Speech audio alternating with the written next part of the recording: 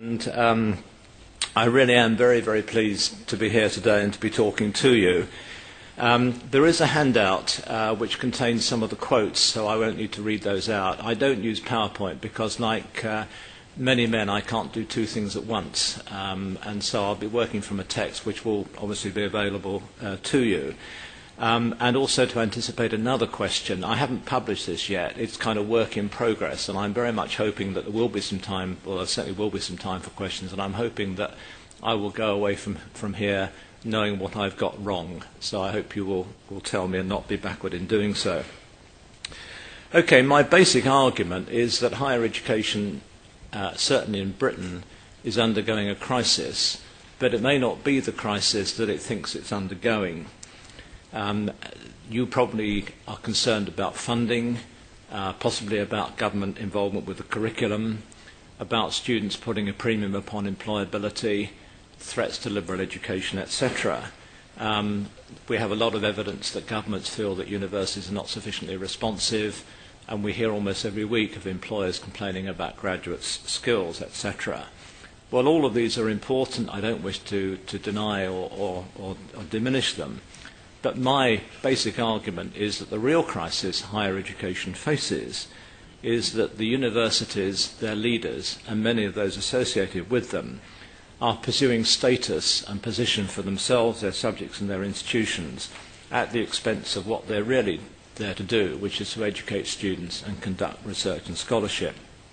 Now, you can press me, if you like, on my definitions. I'm simply distinguishing status from reputation and prestige, whilst recognising that they can be used interchangeably, and I shall probably be doing so. But for the avoidance of doubt, I'm using the definition of status from the new shorter Oxford English Dictionary.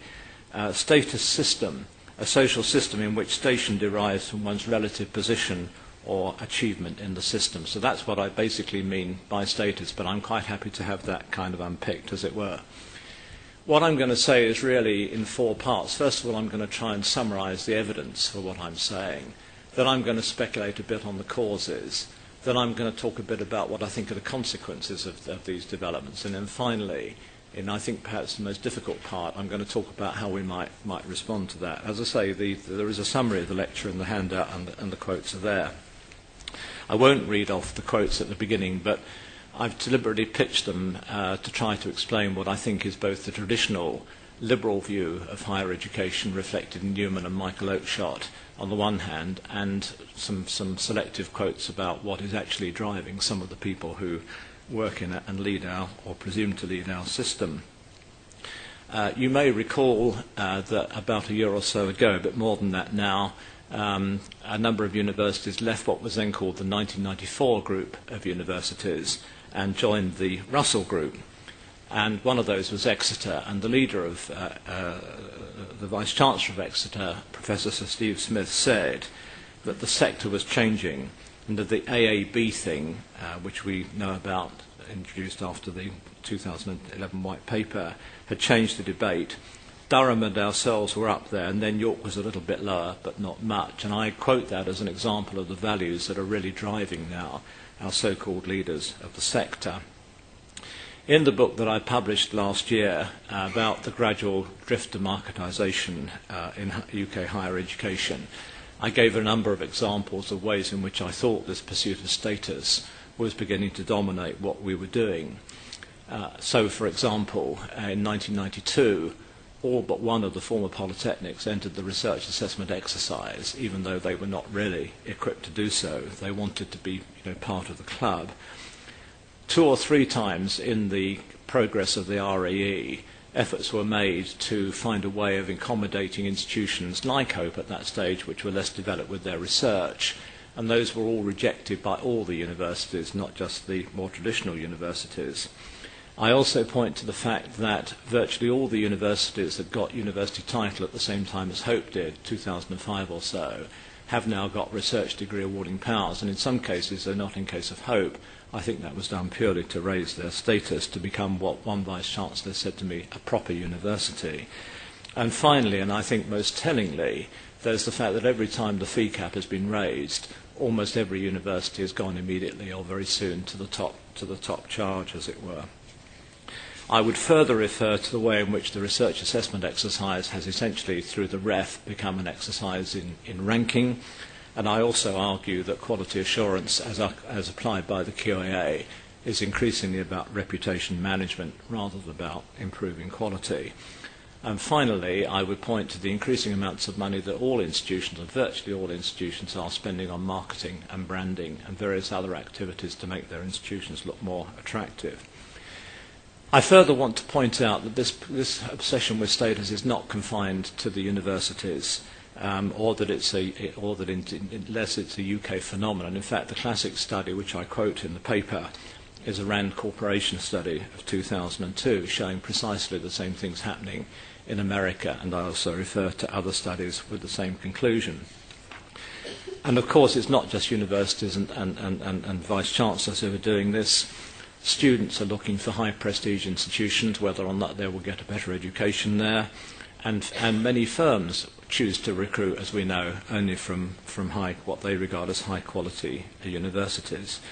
And this is seen with the UK government. The Times Higher, under a freedom of information request, established that the universities that ministers most frequently visited were, surprise, surprise, Russell Group universities. So I think there's plenty and increasing evidence of the fact that for many institutions and their leaders and managers, the real test of an institution's success is not actually how well they're educating their students or the quality of the research and scholarship. It's where their institution stands in the reputational hierarchy, and that this is also true of students who are thinking of studying there, staff who may be thinking of working there, employers aiming to recruit their graduates, and donors and other funders who want to make sure their investment is well used. So I think there's fairly clear evidence prima facie that this pursuit of status is beginning to be a major phenomenon. Well, I then, in the next part, want just to speculate a bit on what the reasons for this, and I'm afraid there is a rather long list of reasons. And again, I do say this is speculative on my part. I can't prove this, but they're listed in the handout. The first, which I call the rise of cost sharing, is the way in which worldwide the cost of education at undergraduate level is increasingly being shared between the state, which has traditionally been the funder, and the individual student, on the perfectly reasonable premise economically that the benefits of an undergraduate education accrue both to the individual and also to the wider society. What you may not realise is how quickly this has happened in Britain.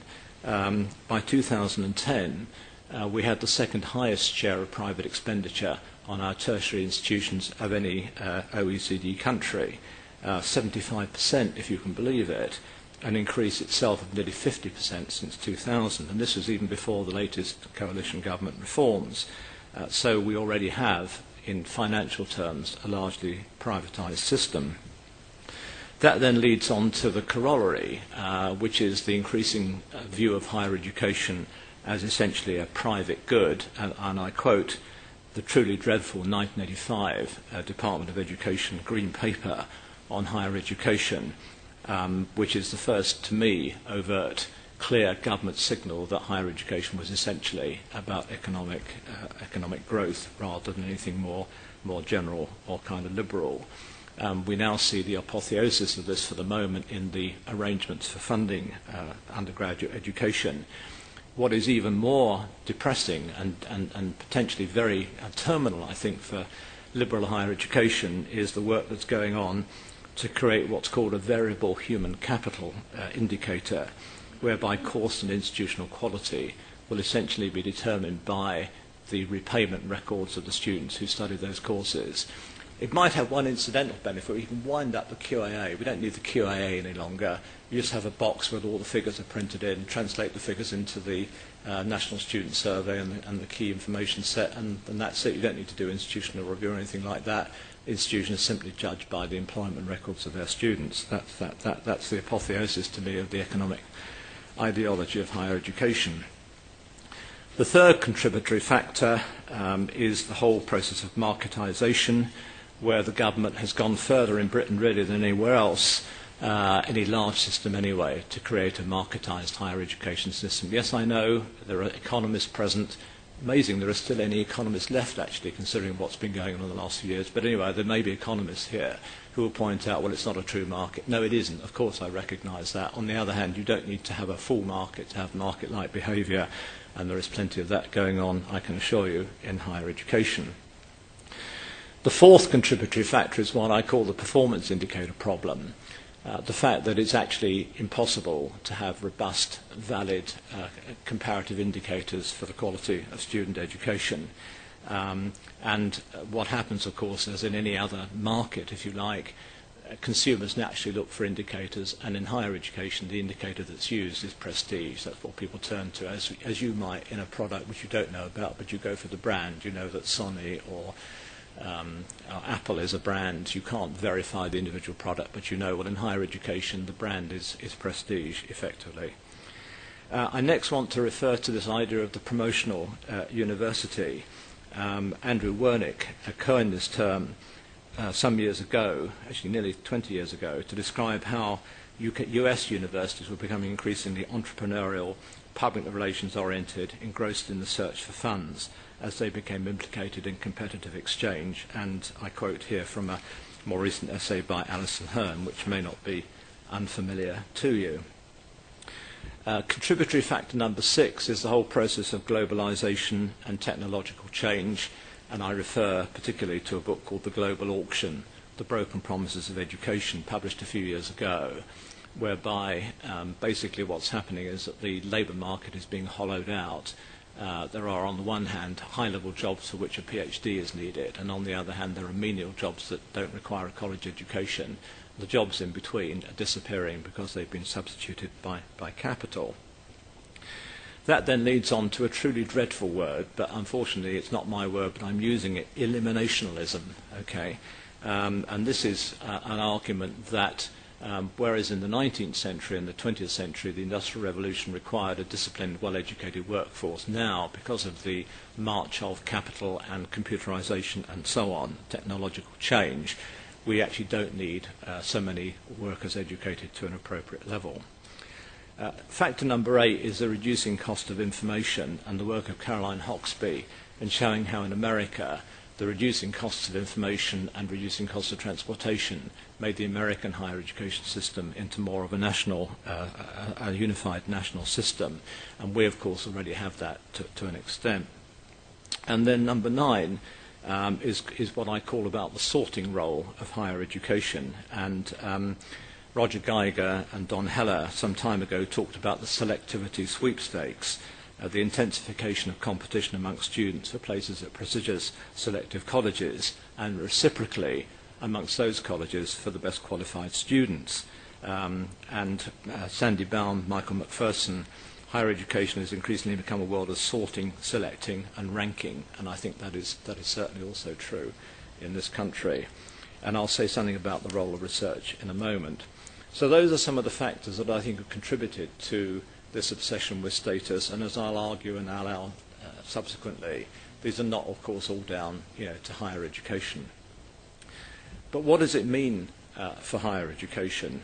Before I look at that, I think a certain amount of owning up is required on the part of higher education.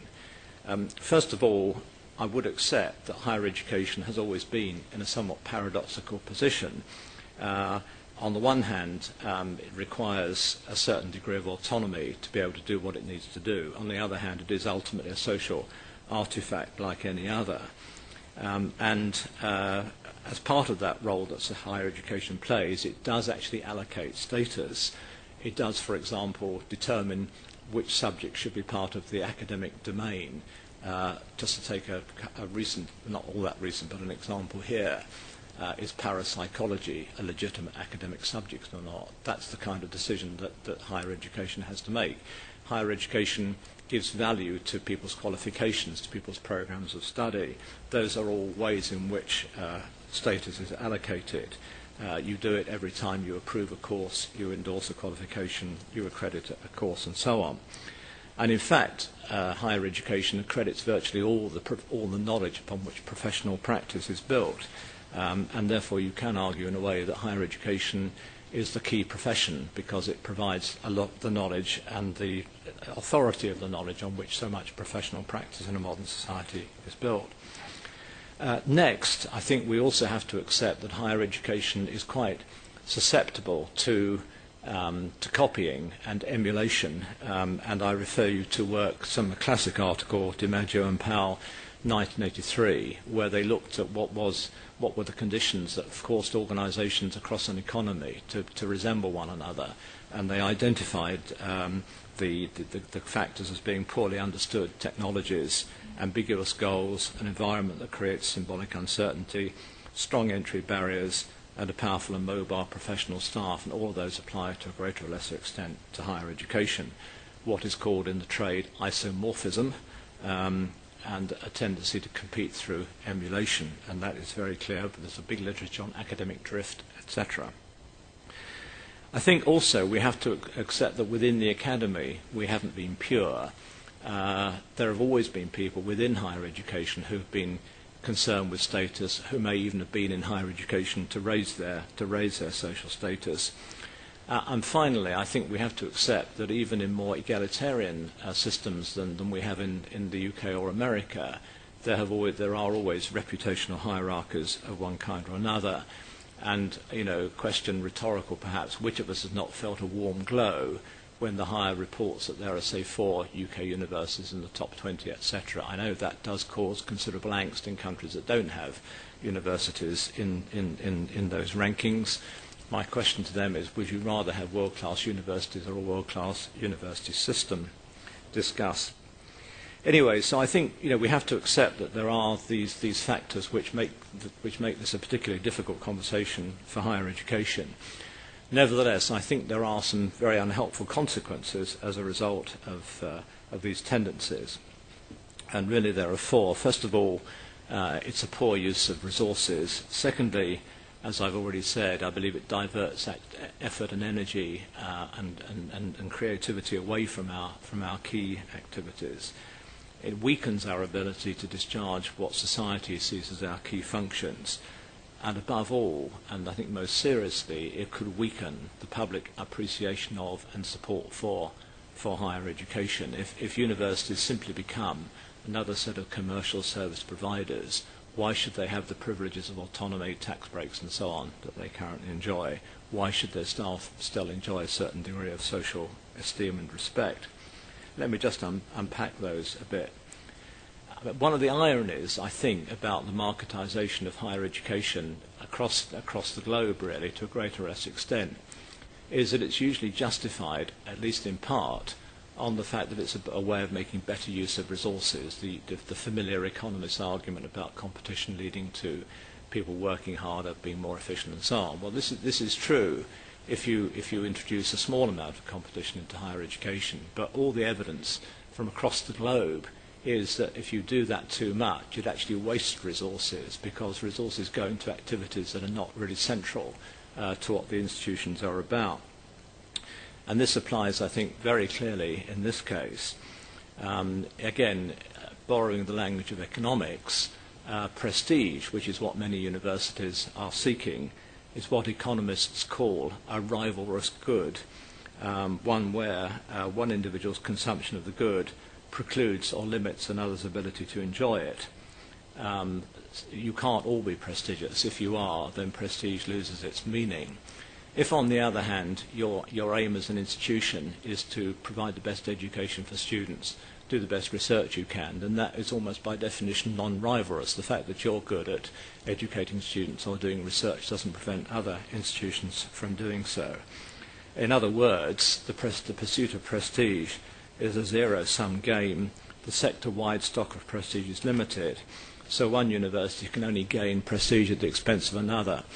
When I was a Vice-Chancellor, and also subsequently, I used to get letters and brochures from institutions where the Vice-Chancellor would say, our aim is to be a top 100 university or a top 500 university. I always wrote back and said, okay, who are you aiming to displace? And of course, I never got a response. And it's particularly difficult in higher education because we know that prestige can only be acquired over a long historical period, and is ultimately bound up also with levels of resourcing. And I think the classic example of this is the fact that the Americans, of course, have had institutional rankings for much longer than we have, and sometime in the mid-90s they did a ranking of business schools, and Princeton was given the rank of being the fourth best business school in the country. At that time, Princeton didn't have a business school, and actually still does not, if you look at their website. So that's the waste of resources point. Secondly, and again I think it's a fairly clear point, the more effort you put into things like status and prestige, the more it attracts your attention away from what you're actually there to do. I'm particularly concerned about expenditure on things like marketing and branding. Now, I know that there are colleagues here who work in marketing and branding. This is not meant as a personal comment, but I do think we shouldn't be engaged in that kind of activity, certainly not to the extent to which some institutions are. The extreme case is the American for-profit universities that devote about 20% of their budgets to marketing and branding. I'll say a bit more about that a bit later.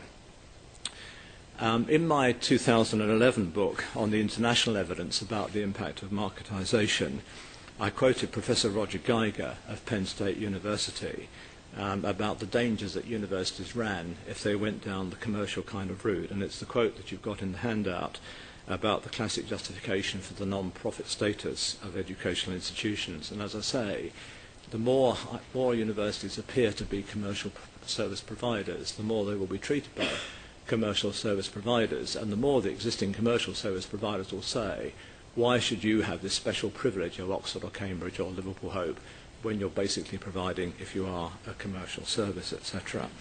And I also quote a recent unpublished paper by Lowry and Hemsley Brown drawing attention to some of the ethical issues involved in this as far as relation to students are concerned.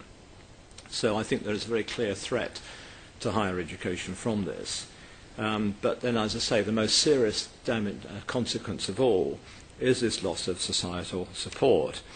We have this contract with society whereby we have certain privileges in return for doing what we traditionally have done.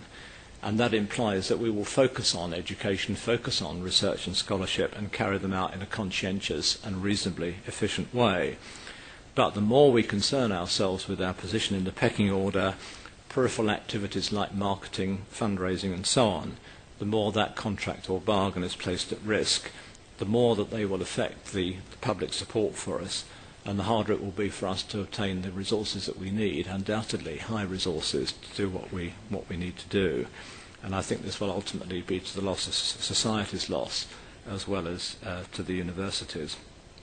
So those are some of the consequences then that I see from the pursuit of status. Now let me work on to what is the most difficult part of this is, well, if you accept for the moment that the argument has some validity, that there is more concern with status, that it has a variety of causes, but it does have some quite bad consequences for higher education, what should we do about it? A question that many times as a civil servant I would go to a minister to talk about a particular problem, and he would turn around and say, well, what do you want to do about it? What should we be doing about it? There's always the question, of course, can you find some way of improving things which make things better than they previously were?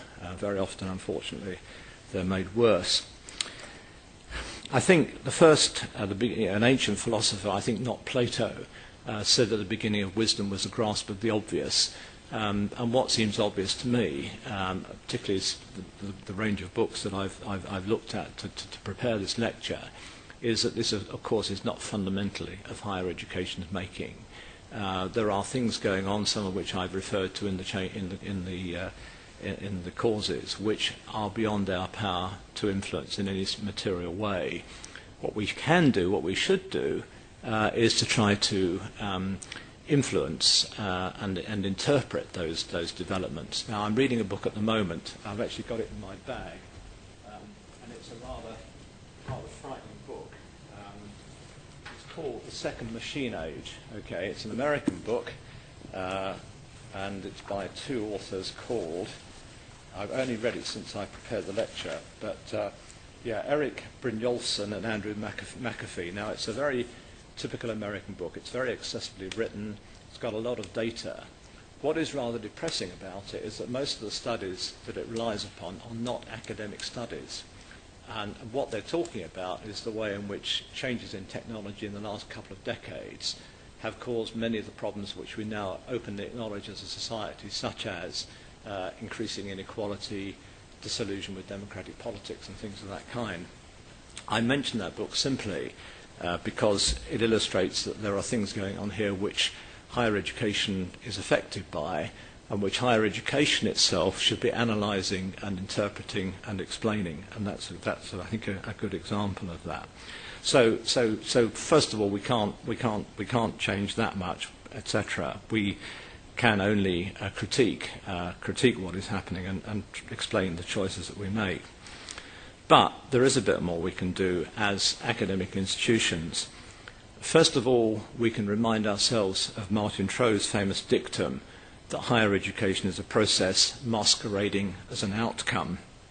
Higher education is about the intellectual and moral development of the individual through the development of knowledge. That would be my one sentence summary. In spite of the rhetoric that pours out from the likes of Mr. Willits, there is much evidence, for example, from the Future Track surveys and from other surveys, that many students resist or reject the framing of them as consumers of a tradable product. And we can also remind ourselves and others that higher education is not simply about benefits to the individual, even economic benefits, but has many wider benefits. And there is really no excuse for this, because an academic colleague of mine, Walter McMahon at University of Illinois, Urbana-Champaign, has done a very good analysis of the value of the public and private benefits, and he finds that the public benefits and the private benefits more or less equate. So there's simply no justification, therefore, for tuition fees that are more than half the cost of the teaching. But it does enable us to say, well, you can put some kind of monetary value on the benefits. So I think we can educate ourselves and educate others about these kind of things. There are then a series of practical things we can do, and here I must pay tribute. I would have said it anyway, even if he wasn't with us, but I mean, Professor Pillay took a very principled decision some time ago that Hope would have nothing to do with the commercial league tables and rankings. I can assure you, if every Vice-Chancellor did that, then they would disappear like Klingsol's magic garden in the second act of Parsifal, i.e. overnight. So we don't have to comply with rankings, and we certainly don't have to endorse them. Secondly, we can go on reminding everybody of the fundamental methodological problems and limitations with things like the National Student Survey, the Key Information Set, and other similar devices. Those all betray the fundamental scientific principles upon which our whole discourse as an academic community is based. Next, however, we can also do more, I think, to show how we use our resources to provide the best possible education for our students, and how our investment in research and scholarship supports that objective, as well as contributing to the stock of knowledge in society more generally. And finally, I'm sorry, this is a bit of an obsession with me, but we can limit our expenditure on activities like marketing, advertising and branding. And I would actually like to see, contrary completely to the wretched Office of Fair Trading inquiry, I would actually like to see a cartel agreement between the universities where they all agree that expenditure on marketing and branding will be 0.0000001% of their turnover. That would be a good start, I think. However, there are also things that we need to do as a sector, and there are four things in particular, and I'm happy to elaborate because I'm concerned that I give you plenty of time to come back at me. First of all, we have to do something about research selectivity. There's abundant evidence that research selectivity introduced in the mid-1980s had a positive effect upon the quality and quantity of research done in UK higher education, and we know that because a number of other countries have emulated it to a greater or lesser extent. But the time for selectivity is gone. If you know the 1934 version of Mutiny and the Bounty, you'll recall that the Bounty is about to set off from Portsmouth, and while they're waiting to set sail, a sailor is brought to them, clearly already dead, but he's to be given 48 lashes for striking an officer. And Bligh says, right, give him 48 lashes. And I'm afraid that's where we've got to with the REE. It's long since passed its sell-by date. It's full of detriments, and really the sooner it's abandoned, the better. And the reason it's important, of course, is because ultimately because of the problem, mainly in fact because of the performance indicator problem. It is performance in research and selectivity in research which underpins not only the national but the international institutional rankings. So therefore, a good start would be to unwind research selectivity, and I've set out many times ideas about doing that. The second thing that we could do as a sector is actually being serious for once about the relationship between research and teaching. We need to find ways of actually linking research, teaching and scholarship. Now again, I pay tribute to Hope. Hope has done a good deal in this area, but all institutions could do more. In particular, we could actually make the demonstration of links a pre-requirement for degree awarding powers and university title. We could make it a precondition of public research funding. We could audit links through quality assurance, and we could identify various ways of promoting links, not only from research to teaching, but also from teaching to research. One simple and easy way of doing that will be to include in the next REF, if it happens, an assessment of the impact of the research on teaching.